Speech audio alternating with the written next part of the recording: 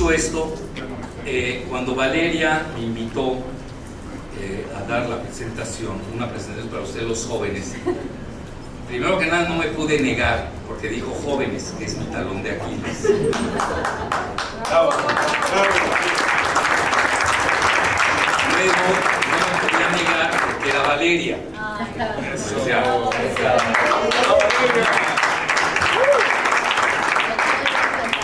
con todo y golpe de estado, que ahorita le estoy propiciando un golpe de estado. Bueno. No, ya otro no. Ya tuviste uno. Después hablamos ya. Bueno, lo que ves es que con quería darle el golpe de estado resultó que es más leal con ella que con nadie. Entonces le dije, bueno, ya ahorita se lo dije, te quise dar golpe de estado, pero tu amiga te venera, así Sí. que Cassandra, así es, es mi amiga por allá. y eso ya pues le abona puntos a mi amiga también, Cassandra. Bueno, dicho esto, estuve pensando, y aunque no lo crean, yo normalmente cuando hago una ponencia la preparo muy bien, la organizo, la articulo, tengo mis diapositivas. Dije, bueno, ¿qué le voy a decir a los jóvenes que asisten después de mediodía, donde hoy di una magistral que ya vieron traía varias diapositivas que ayudan mucho cuando uno presenta o quiere exponer alguna idea o un concepto? Dije, bueno, ¿qué le voy a decir a los jóvenes? Yo me dedico a la geopolítica, pues no les puedo hablar de otra cosa que no sepa. Y dije, bueno, ¿por qué no les comento a los jóvenes, hoy que está tan de moda la geopolítica, ya cualquiera habla de geopolítica sin saber de qué se trata, pero pues hablan de ella? ¿Cómo puede, ya aquí está la senadora,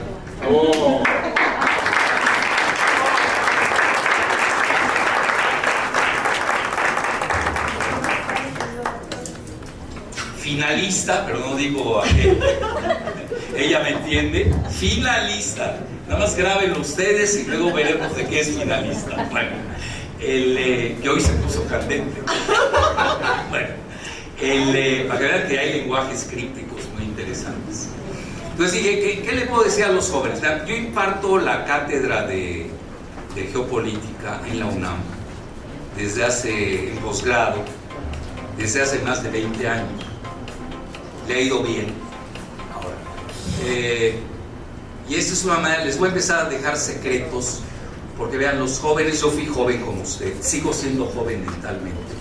Yo soy un millennial maduro, pero muy duro. Eso es. Y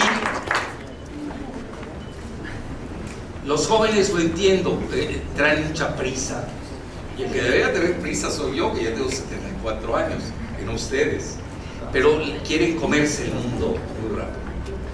Vean, primer consejo, y les doy mi experiencia personal. Se hace camino al andar. Pero tienes que caminar bien y escoger el buen camino. Porque si no tienes el buen camino, te equivocas de camino, caminas cojeando, pues nunca vas a llegar y te vas a equivocar, en los dos sentidos de la palabra. Entonces vean, se hace carrera cuando uno es disciplinado, cumple, y de repente te das cuenta lo que me pasó este año, y se los digo con humildad y rigor, después de, yo no soy geopolitólogo, yo soy un aprendiz autodidacta, realmente yo tengo otras profesiones, pero me he dedicado a la geopolítica porque me ha gustado, aprendo, me he ido acumulando de conocimiento, leo a los mejores autores. Otro consejo, no lean basura. Si lees basura vas a procesar inmundicia. Tienes que leer a los mejores. En cualquier rubro tienen que siempre escoger a los mejores, like me, obviamente. Bueno, entonces, ¿qué sucede? Pasan, ¿qué les diré? Entré a la UNAM en el 80, hace 20 años, no, estamos 22, hace 22 años. Se los digo con humildad y rigor, soy el profesor mejor calificado de toda la UNAM. Cuando me ponen 9.7 me deprimo. No es broma. Digo, bueno, algo hice mal. ¿qué hice? ¿Qué hice mal? Y reviso, y ya me di cuenta, a los alumnos a veces no les gusta que no les doy por escrito todo el programa. Cuando yo les digo, en el primer día les voy a dar todo el programa, porque pues así está el calendario. Y lo demás ustedes hagan que aprenden y yo hago que los instruyo. Pero realmente en un día les doy lo que piden que estudiemos en 6 meses, que son 3 meses. Así están hoy las universidades. Entonces de repente pasan los 22 años, pero una labor continua. ¿Qué quiere decir? Escribo 2 veces a la semana en la jornada, antes escribí en Sputnik, y de repente me encuentro con un ranking de los top 10 de los mejores geopolíticos del mundo. Y resulta que salgo en tercer lugar. Y hasta yo me asusté. No, a ese nivel no me deprimió. No me deprimió no ver a quienes yo creía que debían estar en la lista y no vinieron. Eso sí me deprimió. Entonces yo vengo en tercer lugar, sí, pero vengo con megapesos pesados, pero soy el primero de Latinoamérica. Que está mal el ranking, que no está bueno, eso ya no lo sé. Que lo soborné. Oye, si no estoy hablando del INE, estoy hablando. Yo ni sabía que existía ese ranking. Bueno, en resumen, ¿qué les estoy dejando como idea? No se precipiten. Esa es la primera idea que les doy. Ustedes cumplan con disciplina su labor y cuando menos esperen, se les van a alinear los astros. Que puede ser, en mi caso, duró 22 años. En otros puede durar 5, puede durar 10, 15, bueno, así. Los van a tener. Es irremediable que no tenga alguien un fracaso. Entonces, en lugar de toparte con la pared, ¿qué tienen que hacer? Brinquen la pared. No se queden mal. La tienen que brincar. ¿Cómo? No lo sé. Pero no te vas a topar con una pared que te va a frenar. Y luego vas a seguir, vas a tener éxitos. Te vas a tener otros tropezones. Y ese es el ciclo de la vida. Entonces, yo hasta en broma lo comento muchas veces porque yo sí he tenido mis fracasos. Afortunadamente no me han frenado en el maratón de la vida, pero les puedo decir, yo hasta comento el dicho de que yo soy como una cama de agua. No sean mal pensados. Me sumergen en un lado y aparezco en otro. Es decir, Arquímedes es mi gran maestro. Sí, pero hay que pensar primero de que no te pases de la gravedad hidráulica en la cama de agua, porque si no ahí te ahogas. Entonces, en resumen, todo eso se los digo como gran enseñanza para ustedes hoy que son jóvenes y que los felicito, que tengan ideales. Hay que tener ideales, aunque los ideales no sean los convenientes, los puedes cambiar en el curso de tu trayecto, pero hay que tener una estrella polar. Es decir, uno no puede estar haciendo algo sin tener un objetivo, hay que tenerlo. Y luego del camino lo vas cambiando, no te gustó, ¿no? O que estabas tú en el camino, no te conformas con ellos. Y así proseguir, pero sí hay que tener un objetivo. Lo que llaman los psiquiatras la estrella polar. Es decir, no puedes vivir sin estrella polar, tienes que anhelar algo. Bueno, pues ya dicho esto, les voy a comentar, porque estaba pensando qué le digo a los jóvenes.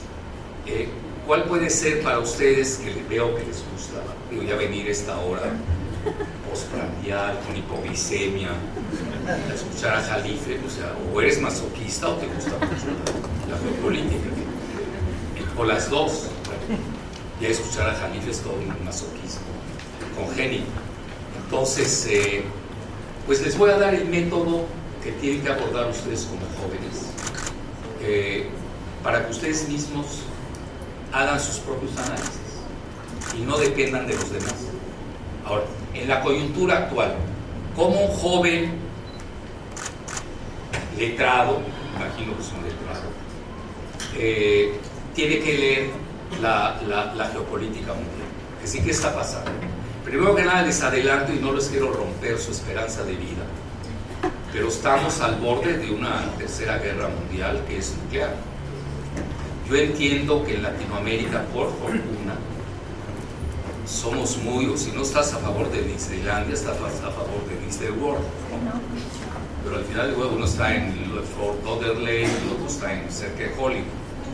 Pero así pensamos en Latinoamérica porque no hemos tenido las devastaciones de guerras que ha sufrido Europa y Asia.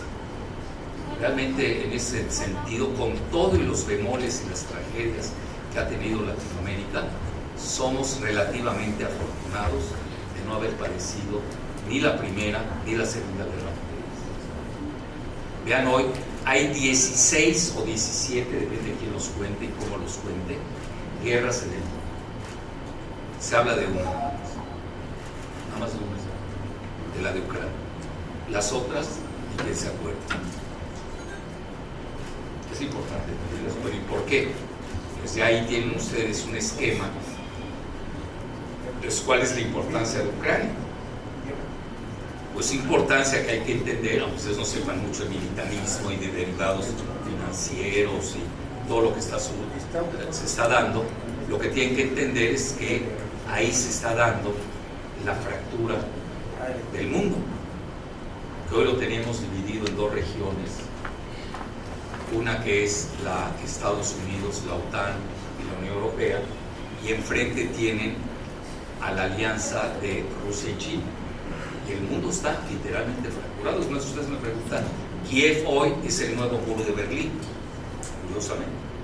Entonces, dicho esto, tienen que ser ustedes muy cuidadosos de entender primero el paradigma de la cosmogonía moderna, de la geopolítica, y entender que lo que está en juego es el nuevo orden mundial. ¿Y en qué consiste el nuevo orden mundial? Bueno, tenemos un viejo orden unipolar que resulta de la debacle de la Unión Soviética y se queda solo Estados Unidos y hacen lo que quieren en el planeta, solos. Eso se le llamó el orden unipolar, hasta que, debido al frenesí especulativo de la banca anglosajona, pues en 2001 sucede los ataques entrecomillados del 11 de septiembre con las Torres Gemelas, que además cobraron doble los seguros, que porque las torres eran gemelas, entonces cobraron doble, no es broma. Se tiene que acostumbrar a todas esas cosas que a veces no viene en la teoría de los libros y de los escritos. Esa es la realidad. A veces choca mucho la realidad con la teoría idílica. Y luego, ¿qué sucede? Bueno, pues ahí cambió el modelo de la globalización. Por ejemplo, imagínense, ¿quién de ustedes es del ITAM? No lo voy a expulsar, nomás lo pregunto, pero ¿quién? Nadie. Veo que ya se salvó. Vean, pobres los del ITAM, imagínense, siguen estudiando un modelo que ya no sirve. Hay que, al revés, yo ahorita procuraría con centros de rehabilitación ideológico, porque pues pobres, los internaron literalmente a ese centro toxicológico del neoliberalismo y ya no sirve el modelo. Ya, bueno, un servidor lo dijo desde 2006, ahí está mi libro. Nada más que, ¿quién lo dijo? Jalife. ¿Quién es Jalife? Pues da clases en el Salón 29, dije 29, no 69, de la UNAM. Imagínense. Bueno, ¿qué dices el 29? No está mal, tampoco lo subestimo. Es que no lo conocen el salón, obviamente. No conocen ahí todo lo que tenemos ahí de aditamentos, tenemos buena pantalla, etcétera. Entonces, a lo que voy, pues nadie me hizo caso. Y al año siguiente, Jacques Sapir, que da clases en la Sorbona de París, da clases en Moscú, saca el mismo título que se llama Hacia la desglobalización, sí, pero un año atrasado, frente al emplumado del Salón 29. Yo no sé cómo le hacen estar emplumados en los salones, pero lo hacen. Bueno, a lo que quiero llegar, y no tuve crédito yo en ese momento, y Jacques Sapir se llevó las palmas, bla, bla. Pero hoy, afortunadamente, se dan cuenta que sí en México, pues, sí hay gente que piensa, que tiene pensamiento cartesiano, proceso sindéresis quiere decir razona muy bien, y pues ya entramos de lleno a la competencia del pensamiento internacional en materia de geopolítica, así de fácil.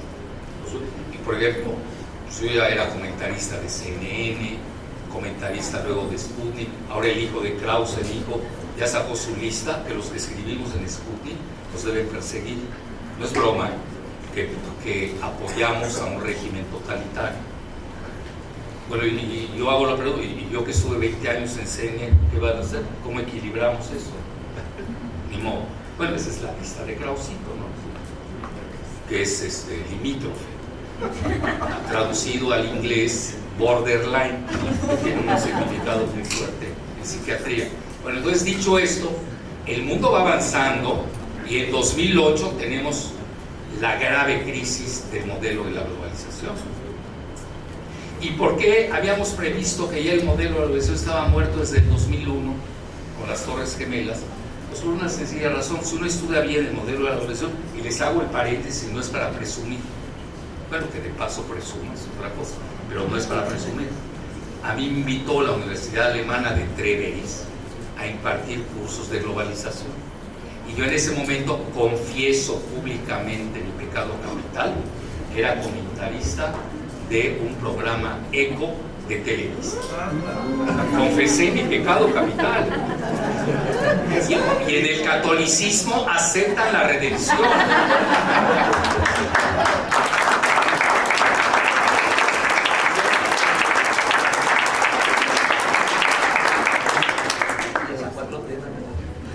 No, en la 4T, ahí la redención la da Andrés, ¿no? Bueno, entonces, que todavía no me ha excomulgado, por cierto. Entonces, en resumen, yo daba clases durante 3 meses fui becado por la Unión Europea, la UNESCO, para dar clases de globalización. Conozco el modelo, lo estudié. Por eso les digo, el estudio es fundamental. Pues si no, van a acabar como a Tolini, ¿no? La tolinización. Charlatán ahí de Cuba, que dice que Andrés Manuel es más grande que Cristo. Bueno, nos vemos. Eso no puede ser. Ustedes los jóvenes no pueden admitir ni caer en esos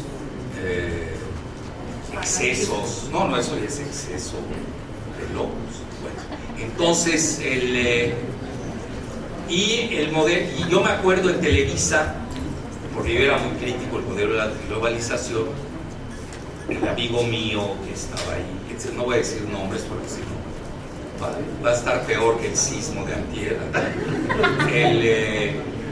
Dice, puedes hablar de lo que quieras menos de Israel y de la globalización.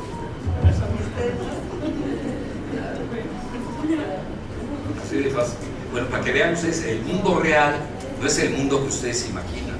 Ya cuando entras al mercado laboral, y yo era ahí, pertenecía al mercado laboral de la información, pues sí te lee la cartilla. Tú aceptas o no aceptas. Y te autocensuras, para no decir te autocastras, que es peor.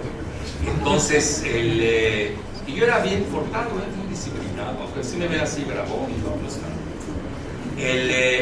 Entonces, ¿qué sucede? 2008 se cae el modelo cuando viene la quiebra de Lehman Brothers. Entonces ahí los chinos dicen bye bye, ya no creo más en el modelo con Estados Unidos, porque Estados Unidos me está haciendo pagar sus quiebras y yo estoy subsidiando a Estados Unidos, es lo que dijeron los chinos. Y si ustedes me preguntan hoy, y les doy 2 fechas, la guerra de Ucrania no empezó el 24 de febrero. El 24 de febrero se acentúan ya las tendencias que vienen desde el 2007 y del 2001. ¿Qué sucede en 2007? Es el famoso discurso de Vladimir Putin en la conferencia de Múnich sobre seguridad, que se llama en alemán Wehrkunde. Ahí da su famoso speech, y ahí está, leerlo. ahí viene todo lo que está pasando hasta la fecha y lo que va a seguir. 2008 es cuando China dice: ya no sigo en el juego financiero de Estados Unidos, porque lo único que hace es todas sus quiebras me las carga a domicilio. Y ahí se acabó el modelito, y ahí realmente empieza lo que hoy es la fractura del mundo, que sería un regionalismo bipolar entre dos regiones. Ya les dije, una, Estados Unidos, OTAN, Unión Europea, China y Rusia. Ahora, me adelanto antes de las preguntas ustedes, que seguramente me van a hacer. ¿Y dónde está México? We don't play. No pierdan su tiempo. Así va a acabar. Bueno, puede ser iluso. Iba a decir un nombre, pero no, me voy a calmar. De alguien que escuché hace 2 horas y cuarto. No, me calmo. Porque es aldeano, no entiende esas cosas. Entonces, un aldeano ni sabe dónde está la Vía Láctea. Y cree que la láctea es yogur. Cree que es guía yogur más que láctea. Bueno, ya no acabamos. Entonces, vean, ahí es importante. Les dejo otra lección. Cuando no sepan algo, el silencio es la mejor arma. Y esperen al contrincante, si es que lo tienen, o rival, que suena más bonito, que algún día se va a caer. Pero ustedes no se cayeron porque no participaron en la gresca con su ignorancia.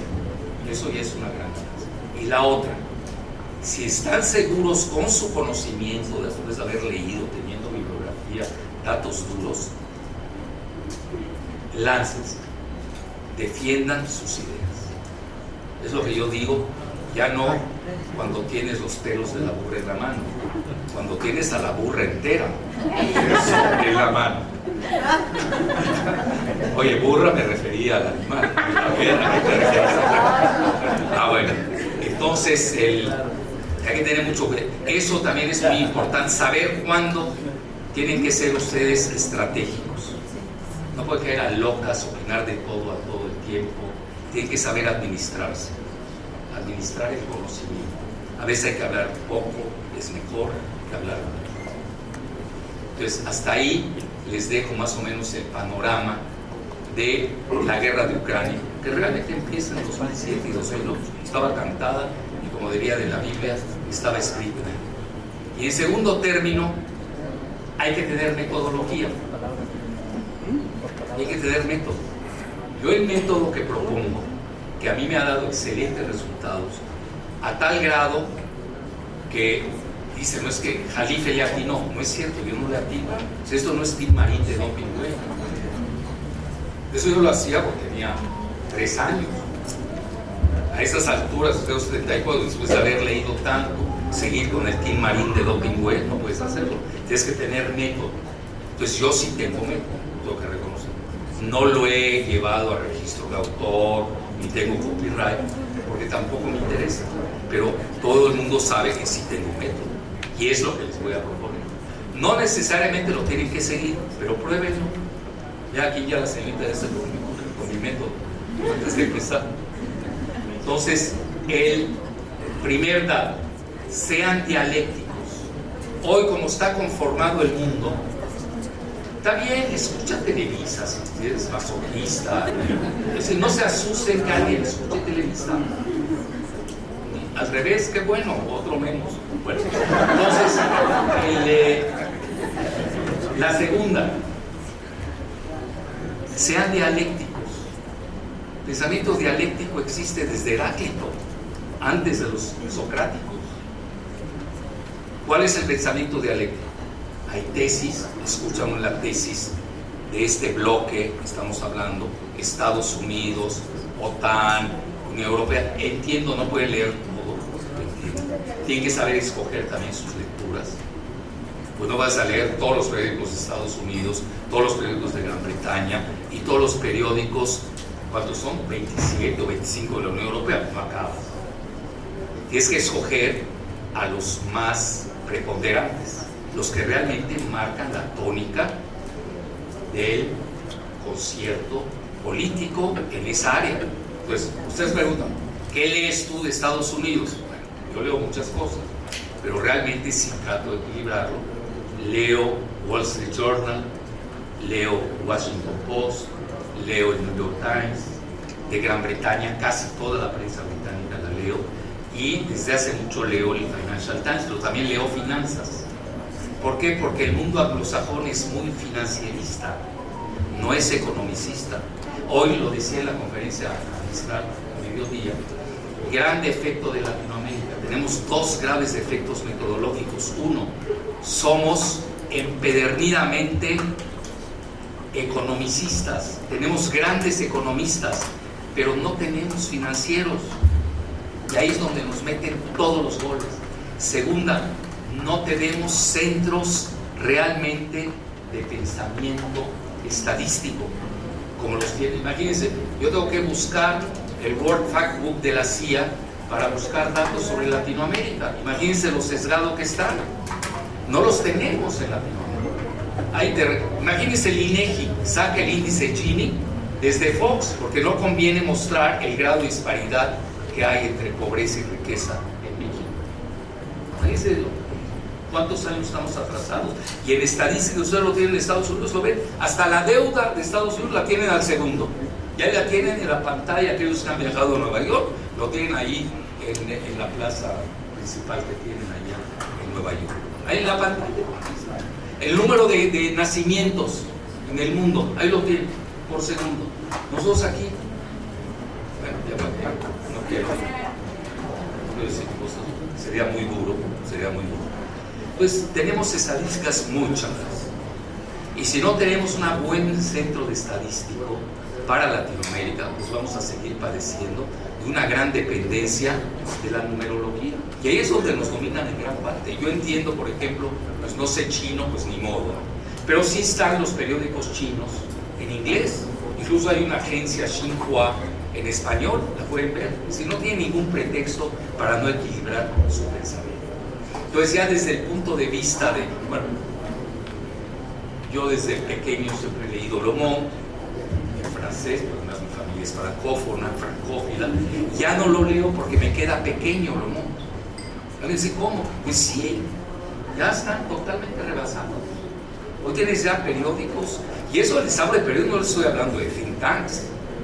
Ya si tú quieres profundizar, entonces ya te vas a think tanks, lees la RAND Corporation, lees Johns Hopkins, lees Foreign Affairs, Foreign Policy. Entiendo, eso es una vez al mes, sí, pero hay una gente que se dedica a eso, los tiene que ver.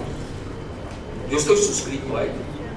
Yo se los digo abiertamente, a mí no me va mal en la vida, me va muy bien y gano muy bien, y le dedico un mes de mi salario o de lo que obtengo a las suscripciones. No van a entender que todo lo que ves a Google lo vas a entender. La buena información no está en Google, no se vayan a equivocar.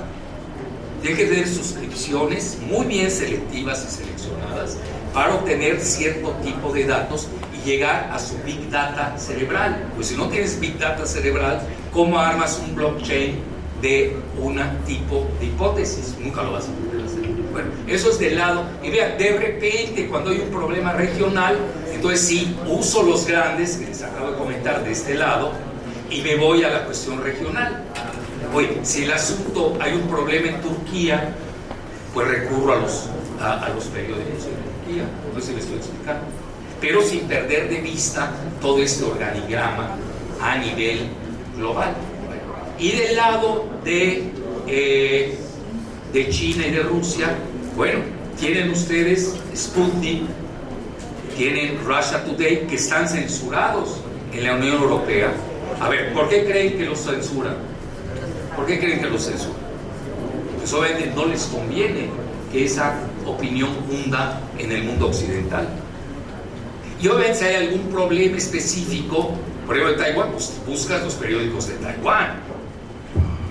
Y a nivel de China, yo leo diario Global Times, que está en inglés.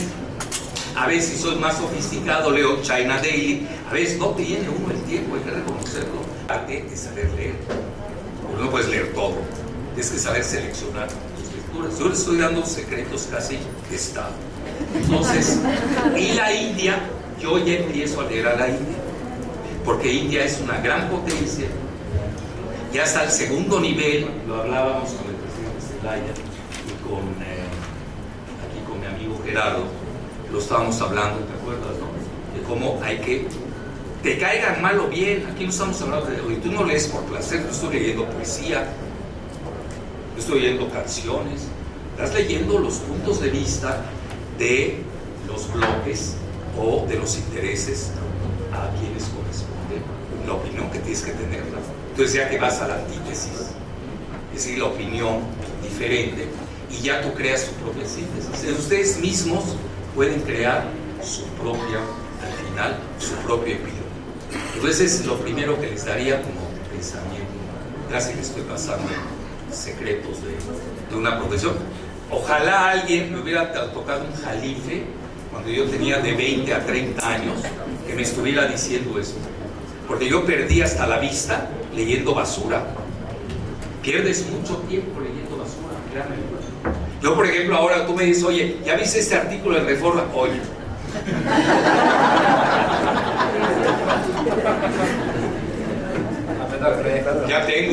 ya tengo 74 años. No puedes llegar a mi edad a leer basura. Ahora, ¿te gusta la basura? Pues sígueme, ponte de pepenador, pero no eres geopolítico. Una puede ser pepenador, otra puede ser geopolítico, dos cosas diferentes. Entonces, hasta ahí les doy más o menos, grosso modo, el esquema que yo he estado operando, y ya concluyo con la parte multidimensional. ¿Cuál es el abordaje que uso?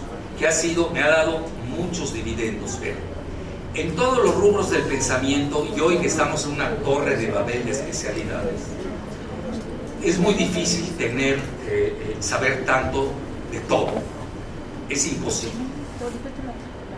No puedes saber demografía, finanzas, economía, geopolítica, petróleo, gas, litio, oro, plata, bonos del tesoro, ¿no? Bienestar, etcétera. No acabas. Entonces tienes que tener una organización mental. Entonces, ¿cómo te organizas? A ver, el mundo, nivel geoestratégico. Hay 3 potencias. No pierdas tu tiempo. Bueno, tú porque te cae bien Bukele y le apuestas al Bitcoin, que está quebrado y todo eso. Si eres masoquista, yo no puedo hacer nada por ti ese nivel. No puedo. Me va a perdonar, pues yo no leo El Salvador. ¿Cuándo voy a leer ni cuando estoy en el aeropuerto de El Salvador lo leo, imagínense. Entonces pues tienes que leer a los 3 grandes, no tienes otra opción.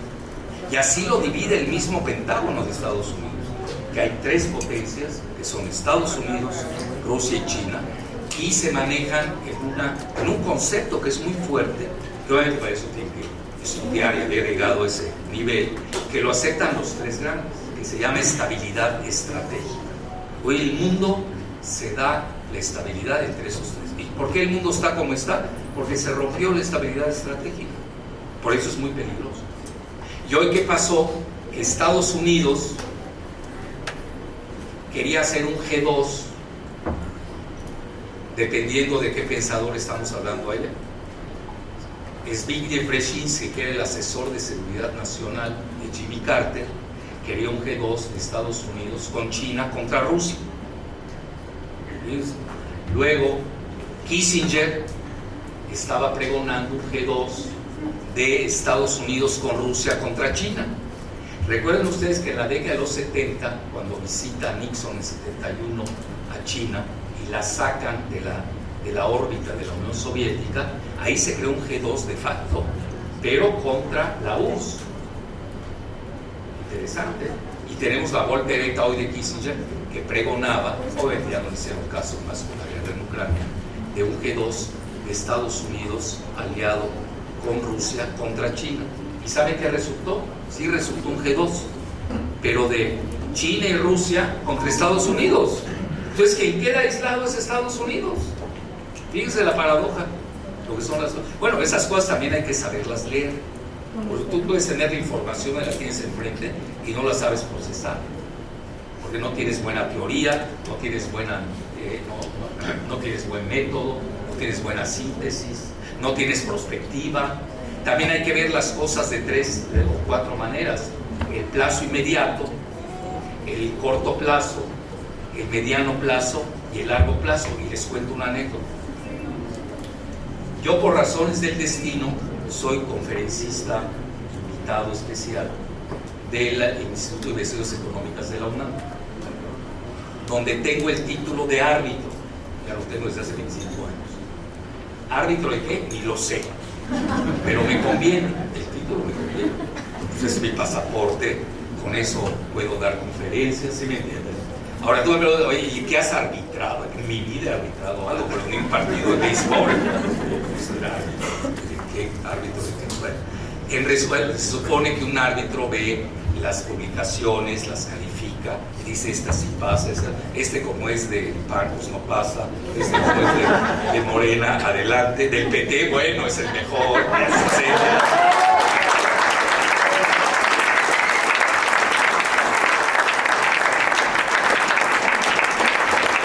Cuentas, somos de la naturaleza humana, es decir, tenemos nuestros sentimientos, eso es implícito en nosotros. Entonces hay que tener muy bien esa diacronía longitudinal de todos los plazos. Entonces, en una ocasión, yo soy travieso, tengo que reconocer, creo que ya lo notaron, y si no, lo pueden notar más adelante. Invité a Giovanni Arrighi, que es un extraordinario economista, fue, paz descanse, que era el segundo de la escuela de Immanuel Wallerstein. Vean, les estoy citando a los mejores, no les voy a citar a Sergio Sarmiento, que dice que el Che Guevara no era médico. Lo hicimos papilla con datos duros. Le sacamos no, pues era para pisotearlo, literalmente. Le sacamos el diploma de médico del Che en Argentina. Hablé yo con el hermano del Che en Argentina y lo vapuleamos. Así es como se ganan las batallas. A un mentiroso le tienes que demostrar las mentiras. Entonces, citas a grandes. Entonces, Immanuel Wallerstein, en el mundo de la sociología, tiene un interesante abordaje. A mí no me llena del todo, soy sincero. Pero vean, como todo el mundo habla de ello, es como el dilema del prisionero, ¿no? Si no sabes qué es el dilema del prisionero, pues no sabes sociología. Bueno, está bien. O sea, aprendemos el dilema del prisionero y luego a ver, que alguien levante la mano, ¿quién sabe qué es el dilema del prisionero? Bueno, ya estudié sociología. Bueno, en resumen, si hay cosas que hay que saber que son del pensamiento universal. Entonces, Immanuel Wallerstein maneja una cuestión del sistema mundo que es muy interesante. En el centro, así como el Sol y los satélites que están alrededor, hay los países que gobiernan. En la época de él gobernaba el G7, están los 7 países industrializados. Luego viene la semiperiferia, vienen los otros países, pues tipo México, Turquía, Irán. Ahí andan dando vueltas, no sabes si se caen, ¿no? Se van a la periferia de lleno como el resto de África, Latinoamérica, o realmente ingresan ya al G7, que realmente sí ingresaron porque muchos de ellos ya forman parte del G20. Hoy, si Wallerstein hiciera de nueva cuenta su sistema mundo, Wallerstein se escribe W-A-L-E-R-S-T-I-N, pondría al G20, porque el G7 periclitó, así para acabar pronto. Entonces ahí sí está México, nos gusta o no, dando tumbos, pero ahí estamos. México, les digo, todavía no nacía la mayor parte de ustedes. Yo cuando regresé a México en la década de los 70, viví mucho tiempo en el extranjero, México era de los 7 países más industrializados del planeta. ¿Qué le hicieron al país? ¿Qué le hicieron? Lo han despedazado, estamos en el lugar 15. Ustedes, que no es mucho del 7 al 15, es todo un mundo. En la época de los 70, México tenía la capacidad de hacer hasta una bomba nuclear, con eso les digo todo. Y México ha ido cayendo, y no tiene hasta dónde, hasta cuándo, desgraciadamente. ¿Por qué? Pues tenemos un grave defecto, que yo lo he dicho, por fortuna Andrés no se ha molestado conmigo todavía, que yo hablo, yo no estoy en la 4T, y eso que yo soy cofundador de Morbo, y el segundo más aplaudido. que creo que ahí caí en desgracia. Pues sí, obvio, sí, obvio. Entonces, y ahí me llevo con él en lo que llaman en inglés un roller coaster. Dicho en japonés, una montaña rusa, con altas y bajas. ¿No? Es que si digo montaña rusa, y si no, no los despierto. Bueno, entonces necesitamos la 5P.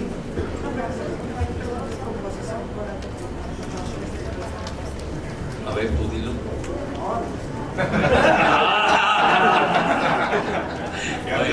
Síndrome de Estocolmo. ¿Ya hablamos del síndrome de Estocolmo? ¿Sí o no? Sí. Tres. Pero ya estoy preocupado. Bueno, entonces, la verdad que tenemos aquí nuestro lenguaje técnico. Sí, pero eso es para adultos, ¿eh? Esto es para niños. Bueno, entonces, ¿a qué voy? La 5T, nos falta la T de tecnología.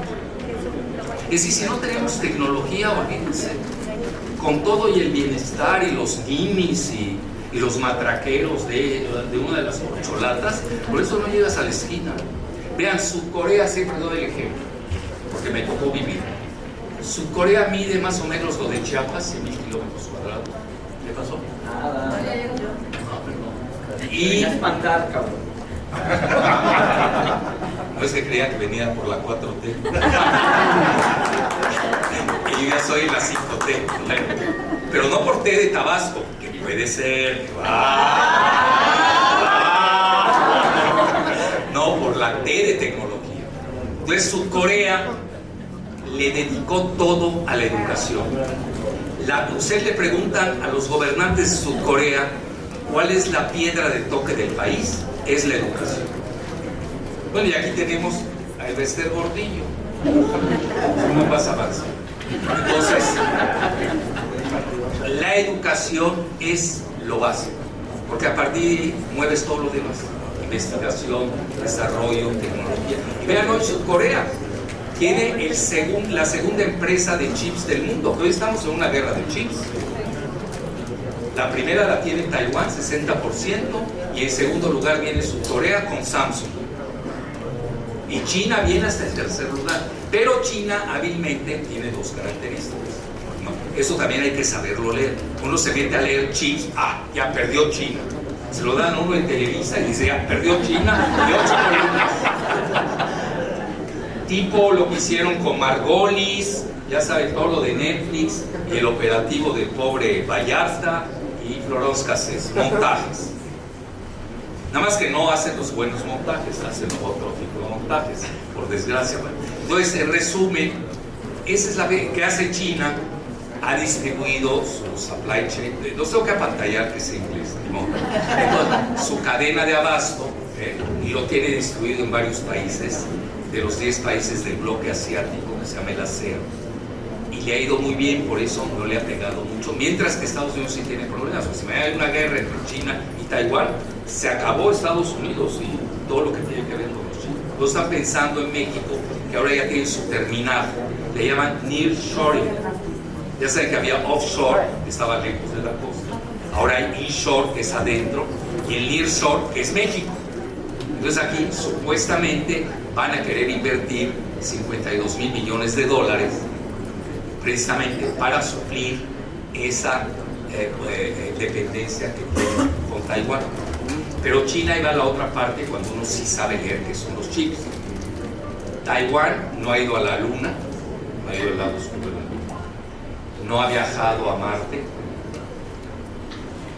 Los únicos que han alunizado en la parte oscura de la Luna son los chinos, que es mucho más difícil desde el punto de vista tecnológico que ir a la parte visible de la Luna que ha hecho Estados Unidos y Rusia. ¿Y esto cómo lo haces? Pues con chips. Es decir, hay chips comerciales y hay chips militares. Ya esa diferenciación, bueno, ¿quién la puede hacer? Pues alguien que leyó geopolítica, que sabe de ciencia, que sabe, que ya leyó todo lo de chips y no se mete como el Borras a agarrar 8 columnas para ganar ahí las columnas del día. Tienes que saber diferenciar eso. Entonces ahí tienen ustedes, y regreso a lo de Manuel Valles. Entonces doy un servidor doy una conferencia magistral, asistió Giovanni Arrighi, que tiene magníficos libros, de los que les gusta la economía lo pueden buscar. Él daba clases en la John Hopkins, fue alumno de Wallerstein, y yo solía invitarlo una vez al año al Instituto de Ciencias Económicas. Tenía esa mano ancha de poder invitar a personas, como ahora. Aquí mi amigo Oscar ya me prometió, espero aquí con testigos que me cumpla. Pero recuérdame. Ahí va. Ya me había prometido traer a Tomás Piketty. Sí, ya habíamos quedado. Habíamos quedado. Que es el que mejor maneja la desigualdad en el mundo. Tiene un libro maravilloso al respecto. Y ahora que voy a París, voy a estar ahí, voy a tratar de contactarlo y lo vamos a traer. Cuenta con ello. Pero compete Edomex o Nos compete invitan, nos invitan. compete o quién, o de Coahuila. El que No, sea, pero nada que más nos que llegue. inviten. Bueno, La sede nacional. lo vamos a traer. Espero que no se le haya subido y quiera cobrar una fortuna. Entonces, ¿sabes qué? Quédate con el próximo premio Nobel de Economía que te van a dar y traigo a tu alumna, que va a ser más simpática. Entonces, que ha de ser buena tesista. Bueno, entonces en resumen, saco una diapositiva, pero vista, vean, esa misma diapositiva y usen el zoom del tiempo. Usan Alemania. Ven el PIB de Alemania, Primera Guerra Mundial, se desplomó. Segunda Guerra Mundial, se vuelve a desplomar. Pasa el intervalo y cuando yo lo invité, estaba dando la conferencia, Alemania llega la cuarta potencia mundial. ¿Qué significa? Depende cómo hayas usado tu Zoom. Entonces, agarra y hace un comentario muy inteligente, que es de esas personas que han leído demasiado y se notan en una sola frase, y me comenta, siendo él, digo, yo lo había invitado, pero él ya había dado su conferencia, viendo esa diapositiva con 3 tiempos, me dice, oye, y me lo digo porque era muy cariñoso, el doctor Calife, me dice, entonces Alemania no perdió 2 guerras mundiales. Se me hizo genial esa frase. Tú que eres economista, lo entiendes más. Es decir, sí perdiste las 2 en ese momento, pero no perdiste tu sistema educativo, no perdiste tu tecnología, no perdiste tus universidades, no perdiste a tu gente, a tus cerebros. No sé si me estoy explicando. Eso es perder una guerra. Y nosotros la hemos perdido sin haberla iniciado. Ahí me quedo. Entonces,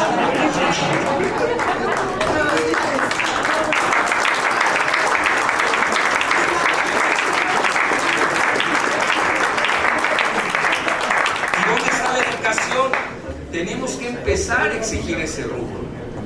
Y el rubro tecnológico, aquí tenemos que decir, les doy otro ejemplo, ustedes como jóvenes, ahí les va. Yo bauticé a Zapopan, la bauticé el Tequila Valley,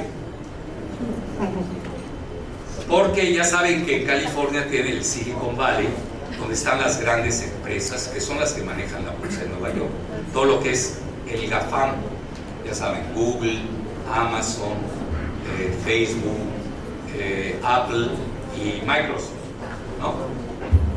Ahí Twitter es tan chafa que ni aparece, pero pesa más el Facebook.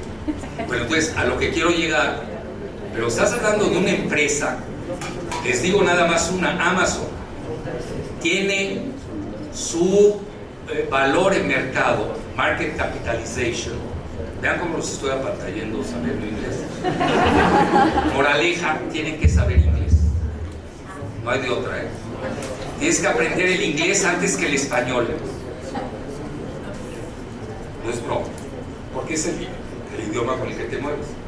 Entonces, manejan el doble del Producto Interno de México. Una empresa. ¿Escucharon bien? Una. Voy más lejos. Nuestros migrantes, y ese dato para que estén felices aquí en la mesa, no sientan que nada más el cupo a uno, para el 24. Se lo pedí a Marcel, no te estoy señalando a ti. Se lo pedí a Marcel y de inmediato me mandó, creo que puso a trabajar, que nunca trabajan los parásitos, 52 cónsules que tenemos en Estados Unidos. Pero te oye, dame el PIB de los mexicanos en Estados Unidos. es equivalente al Producto Interno Bruto de México. ¿Quién dijo sí, claro? Oye, Alfredo, pero ahora di cuánto es el producto mexicano. 1.2. El de Rusia es 1.9. Sí, ya rebasó a Alemania. Eso es lo que tú decías, que no podía entrar a una confrontación económica. México tiene poco más de un punto. La economía del mundo. Nosotros en el mundo somos 90 millones de PIB mundial. Sí, pero los mexicanos, 40 millones de mexicanos, producen lo mismo que 140 millones de mexicanos. Bueno, es entendible, no se depriman y se sientan mal. No, pues están en la economía. Así es, están en el centro mundial de valores. Ya se abrió el debate. Mándeme. Ya se abrió el debate. También. A él le gusta más que a mí.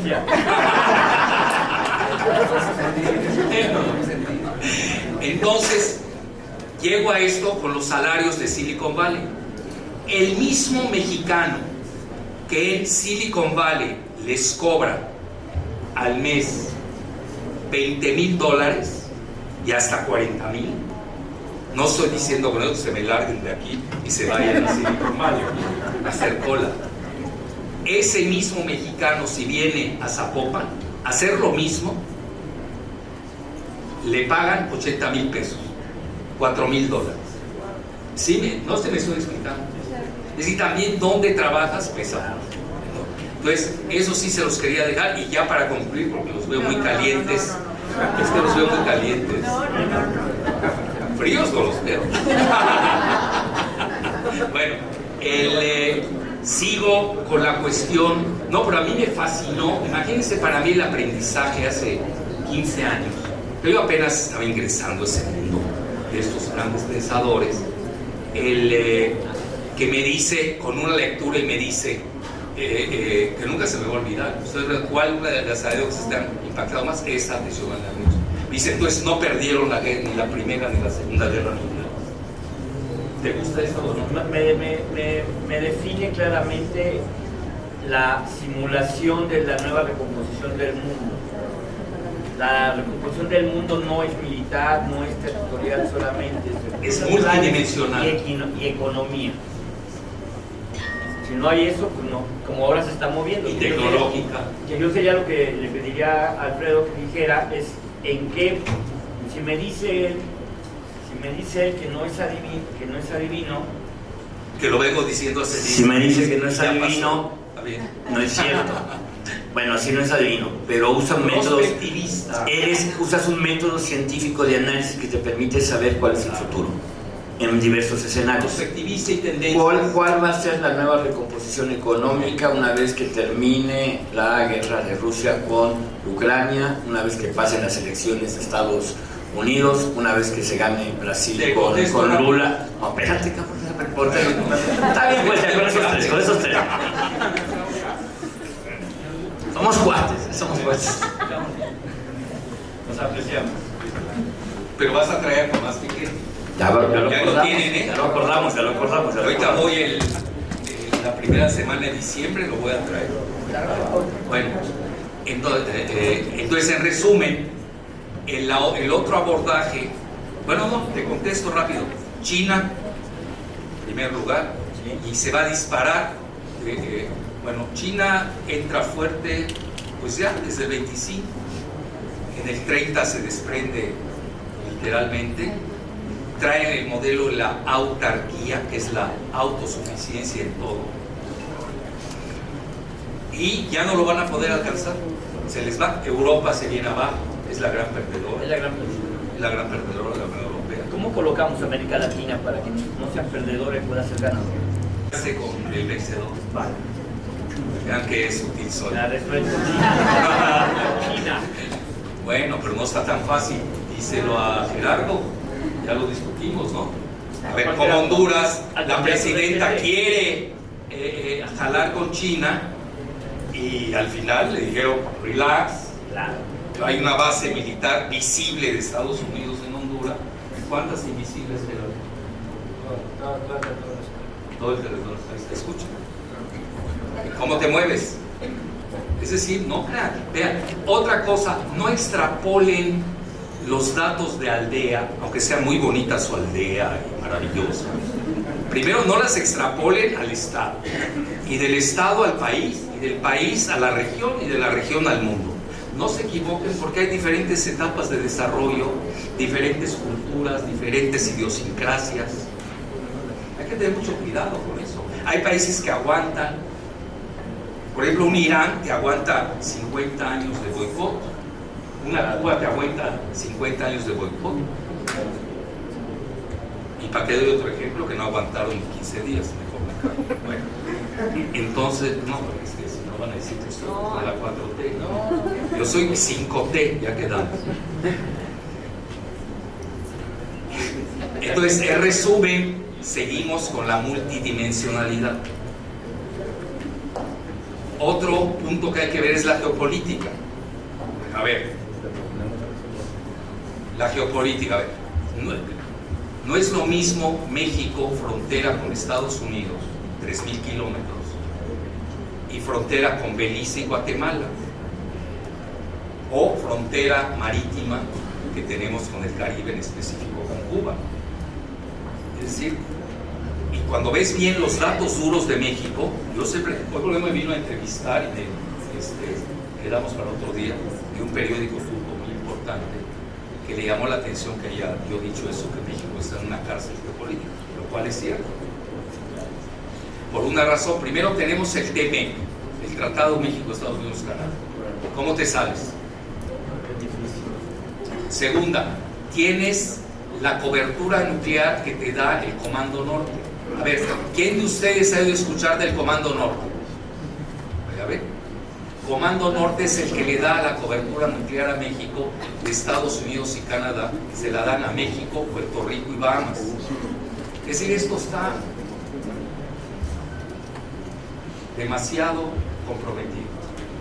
Entonces, no es sencillo decir ya, me voy con China. Yo aquel día, el club industrial, esos empresarios que son muy ignorantes, que no los apantalle la gente que tiene dinero. Puedes tener dinero. En francés hay un dicho, para que sepan que también sé francés, no los quiero apantallar. Les dicen des ânes chargés d'or. Son asnos cargados de oro. Tener dinero no te dice nada. Necesitas tener cerebro. Con el cerebro haces el dinero que quieras. Entonces los empresarios, que mucho dinero están dando a ellos, de acuerdo, era la moda hace 3 años. Pues nos vamos con China, cuando Trump empezó a cambiar, ¿se acuerdan? El NAFTA o el TLCAN, con el amago del azote, de los aranceles, tarifas, etcétera, etcétera.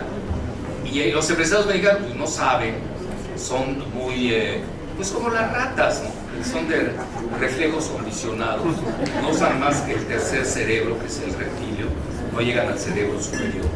Entonces, pues vámonos con China, como si fuera tan fácil ir a China. Vean, se los digo realmente, cuando se da, y no crean que a la gaviota la tumban por la Casa Blanca.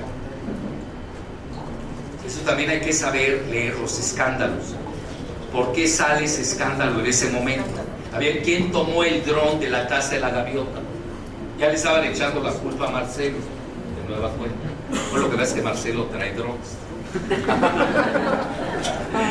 Los usa, trae drones y los usa. Bueno, entonces, pero no era para tomar la Casa Blanca. No, es un operativo de los servicios de inteligencia de Estados Unidos. Y había que pegarle porque ya habían comprometido a hacer un tren bala de México a Querétaro. El tren chino, el tren bala. Y su servidor, yo soy una pulga, pero pulga atómica, me fueron a entrevistar los chinos, también los tengo en la misma acera de mi casa, así que no hay problema. Además tenemos un subterráneo, así que no hay problema entre ellos y yo. Y me preguntan del tren bala, les dije no va. El Jalife está loco, pero ¿por qué estoy loco? No va. Me dice, bueno, ¿y cuál es la razón? Pues no va, pues tú estás viendo costo-beneficio, es un análisis muy vulgar. Yo estoy hablando de geopolítica, son dos cosas diferentes. Costo-beneficio, sí, pues es más barato el tren bala que el de Siemens, el alemán, más barato que el de Bombardier de Canadá. ¿Y eso qué? ¿A poco los gringos te van a permitir un tren bala de México a Querétaro, chino, cuando ellos no tienen ningún tren, se les está cayendo el Amtrak? Les dije, no va por geopolítica. Dijeron, salieron de la entrevista, lo bueno es que está grabada, lo hizo la principal televisora china, y luego que no fue, se acordaron de mí y sacaron el programa. Ahí lo tenían, bueno, y ahí subieron mis bonos con ellos. ¿Pero por qué? Porque pensé geopolíticamente, no pensé como Oxxo. Oxxo tiene que hacer costo-beneficio. Yo no pienso en costo. A veces te cuesta más caro con tal de ganar.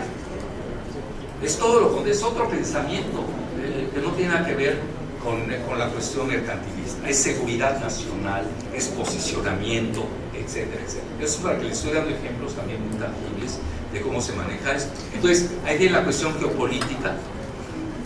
Yo no veo, el mismo Andrés Manuel, hasta yo hice un artículo que le gustó, por cierto, me dijeron que le gustó, que hablé la nueva doctrina Monroe-Macuspana. Sí, sí le gustó. Porque él dijo que había que hacer en el continente americano, extender el TME, el Tratado México-Estados Unidos-Canadá, para todo el continente, para frenar a China. ¿Por qué? Porque China ya se comió a Sudamérica. Tú lo sabes, ¿sí? Y está a punto de comerse a Centroamérica. A ver, el mismo caso del tren México-Querétaro, que es una inversión china, es el mismo caso, para que ustedes no se confundan, de los movimientos sociales que generaron en Nicaragua. En Nicaragua, ustedes recuerden que dentro de Nicaragua hay una gran laguna que se llama Managua.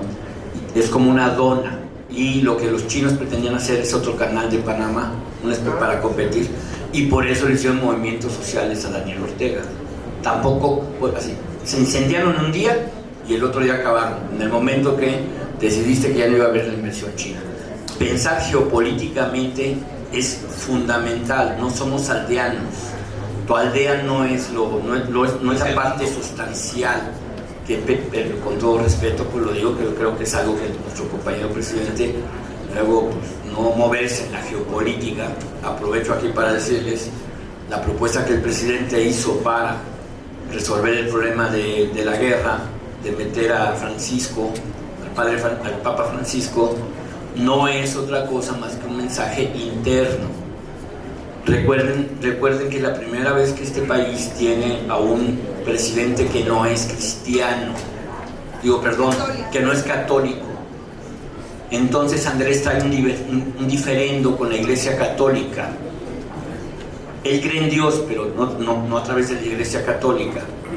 ¿Qué hago entonces para quedar bien con la Iglesia Católica? Propongo al representante de la Iglesia Católica, que es el Papa, para que resuelva un problema de una guerra. O sea, regresar a los últimos 500, 600 años donde la Iglesia Católica juega un papel. Entonces la Iglesia Católica mexicana queda muy contenta. El mensaje no es para afuera, es para adentro. Y vean, como paréntesis, ¿cuál fue el costo? Que esa parte no se cuenta, porque hay daños y perjuicios. Si sabes que tenemos que pagar 500 millones de dólares. Tenemos una multa de 500 millones de dólares por no construir el tren chino. Por no construir el tren chino.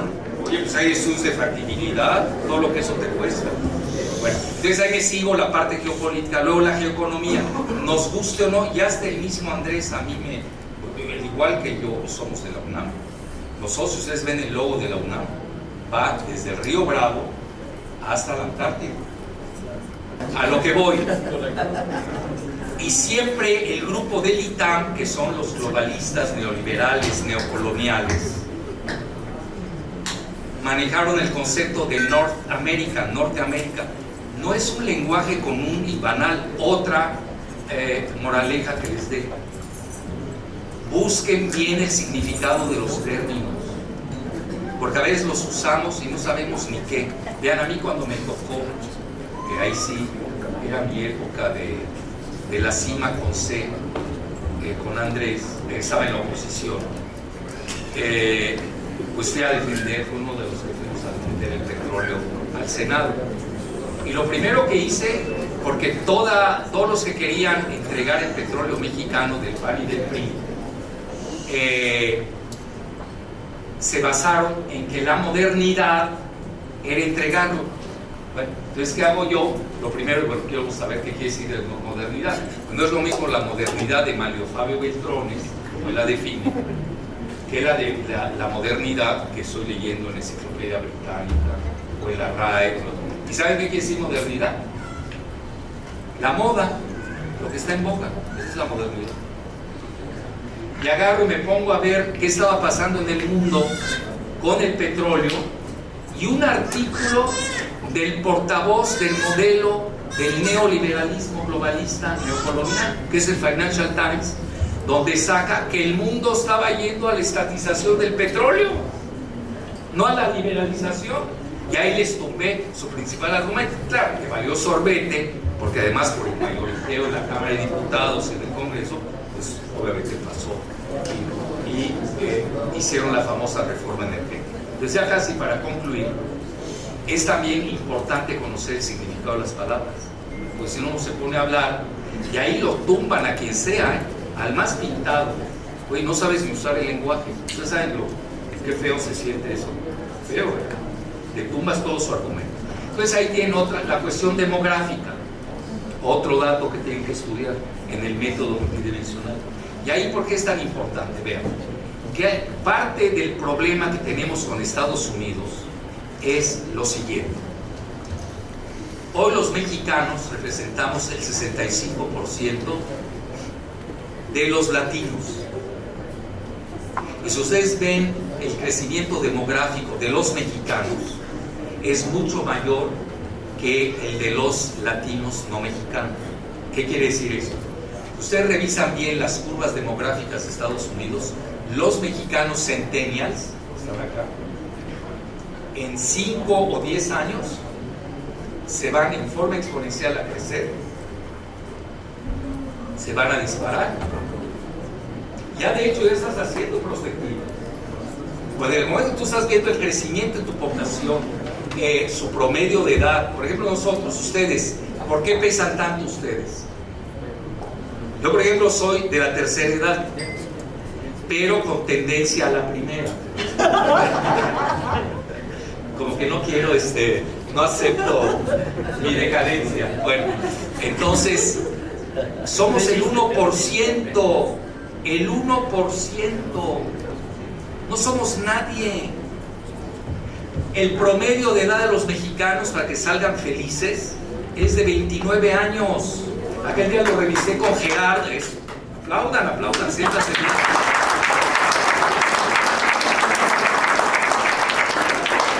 México es un país millennial, ni siquiera joven, tendiendo a centennial. ¿Por qué creen que pega el TikTok en México? El TikTok aniquiló a Televisa, lo cual es maravilloso.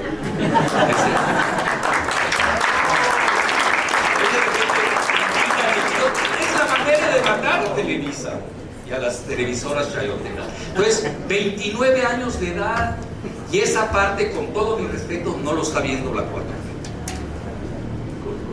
No lo está viendo. Entonces, por eso yo hablo de la 5T.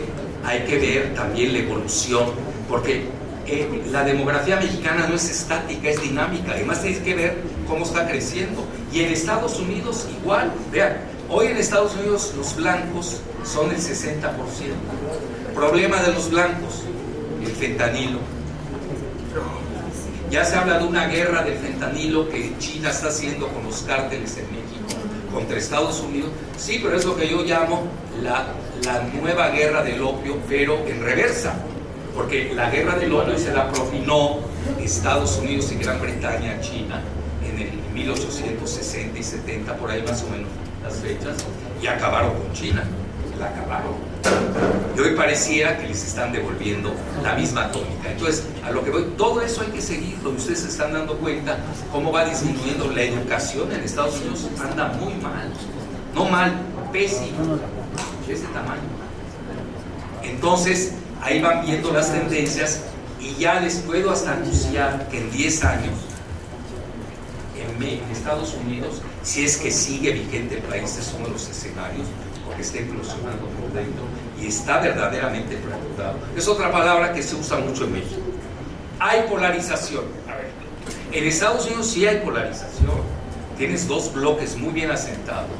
que son el demócrata y el republicano. Y hoy lo vamos a ver en la elección de noviembre en Estados Unidos, ahora en México. ¿Cómo va a haber polarización cuando el presidente de México tiene 70% de aceptación? ¿Dónde está la polarización? No sabes usar el término. Y lo usan diario en la televisión, cualquiera lo dice, ¿sí o no? Cada rato lo usa, polarizar. Pero ¿dónde está? Tiene 70 y el segundo más aceptado, ni sé quién es. Así es. Entonces, ¿sabes? Y a nivel de partidos, Morena anda en 35 de aceptación, y le cito nada más a dos, tiene respectivamente el doble del PAN y del PRI. ¿Dónde está la polarización? Que alguien me la platique. No sabemos usar los términos. Y los locutores en México son los más ignorantes. Yo, por ejemplo, en clase, cuando me dicen, es que lo dijo López Dóriga. López Dóriga no tiene licenciatura y no se llama así. Belandia es producto de un óvulo acariquero en Madrid. No es broma, ya se lo he sacado. Y se puso López Dóriga para lucirse aristócrata, porque le falta esa parte. Nosotros, aquí todos los conocemos, y más a mi edad, ¿no? Y además yo lo conozco, tenemos la misma edad, eso es lo peor. Licenciatura. Sí, nosotros 5º año de primaria. Ahora, no es broma, no tenemos ese colchón que tienen la mayor parte de los países, que tienen estudios técnicos, de licenciatura, que te da el amortiguamiento entre los que no están ilustrados o no tienen buenos estudios, y en México hay una élite, créanmelo, de primer nivel, a nivel mundial. Sí, pero ¿cuántos son? ¿Del 1%? Eso también afecta mucho la cohesión de un país. Bueno, ya casi para terminar, les dejo esta parte de la demografía. Ya se van a acostumbrar a que en los próximos 6 o 10 años el próximo presidente de Estados Unidos, si es que sigue vigente Estados Unidos, sea mexicano. ¿Por qué? Por la gran demografía. Vean cómo pesa la cuestión demográfica. Y obviamente las finanzas, pues también que es que ver, hoy, ¿qué finanzas hay fuertes en el mundo? El dólar. 65% del intercambio mundial es dólar. ¿Qué le seguía? El euro, que lo van a tumbar. Hoy parte de la guerra de Ucrania es tumbar al euro. Y también están viendo, esa es que contesta la pregunta, están viendo la evolución, como ya hay trueques entre el rublo, que le vende gas a Turquía, le pagan en liras turcas, le vende gas a China, le pagan en yuanes chinos, le vende gas a India, le pagan en rupias, y ya están buscando un nuevo sistema más allá del SWIFT, ya saben, SWIFT, que es el sistema de pago global, que tiene que pasar por Delaware, por Estados Unidos, de ese tamaño. Entonces, en resumen, todo eso hay que tomarlo en consideración. ¿Qué monedas fuertes ven? Ya ahí les paso un dato duro, donde China lleva la ventaja. Que están confundiendo, por ejemplo, ustedes leen columnas, cryptocurrencies, criptodivisas, y confunden el Bitcoin, que es de especulación, que se maneja en la Deep Web, en la, ¿cómo se llama Deep Web? Perdón, es que se me olvidó eso. ¿Cómo se llama? Red profunda, en la red profunda, que ahí entra todo, narcotráfico, trata, lo que se imagine, y pagos precisamente por Bitcoin, que se ha desplomado, valía 50,000 a principios de años, hoy están de 20,000, y se va que vuela a 10,000. Aquellos que tengan Bitcoin, así que vayan cambiando. Entonces, a lo que quiero ya, bueno, el pobre Bukele va a quebrar a su país, les está pagando con Bitcoin a los trabajadores. Hazlo con el dinero de tu mamá, pero no de los trabajadores, no, que le dejan, a eso me refiero. Entonces, no de los trabajadores. Como metes a un estado a la deriva. Cuando bajo el agua también trae fuego con China. Bueno, aquí de ellos sabe mejor que la de.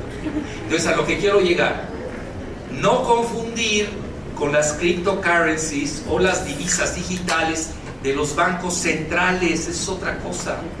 Porque el Bitcoin, lo que se parece, tipo Ethereum, no tiene regulación, y a poco sí va a aceptar Estados Unidos, Gran Bretaña, China, que les roba, que un narcotraficante se vuelve el dueño del mundo. Eso no existe, eso es para... Pero hay gente joven que le han entrado, yo he tenido alumnos, bueno, yo hasta prohibido tengo hablar de Bitcoin en el salón de clases. No haces nada, es imposible tocar ese tema. Entonces, ¿a qué quiero llegar? La divisa digitálica de los bancos centrales va y viene muy avanzada. Y ya China ya está haciendo, en varias provincias, está realizando proyectos piloto. ¿Cómo está? Y ahí sí le llevan una gran delantera a Estados Unidos.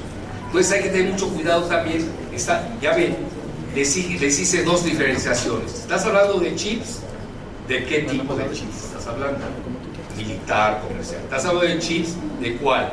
Del que tiene una supply chain, ¿cómo se llama? De una cadena de abasto que la tiene China y que no la tiene Taiwán. ¿De qué estás hablando?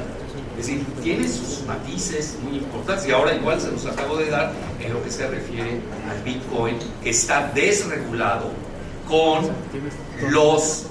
las criptodivisas digitales que están controladas por los bancos centrales. Incluso hay un paper que acaba de sacar el Banco Internacional de Pagos, que en inglés le llaman el Bank of International Settlements, que es el banco central de los bancos centrales, y que precisamente comenta todo lo que les estoy diciendo. ¿Qué les estoy diciendo? Tienen que tener información, tienen que saber buscar la fuente. Qué buena fuente tienes, si no te pierdes, te vas a ahogar en el internet, es un océano. Es que ser selectivo, y esto se aprende conforme van avanzando en la vida. Y ya cierro con la frase del inicio: se hace camino al andar, sí, si sabes andar, si no estás lisiado y si no te equivocas de camino. Muchas gracias.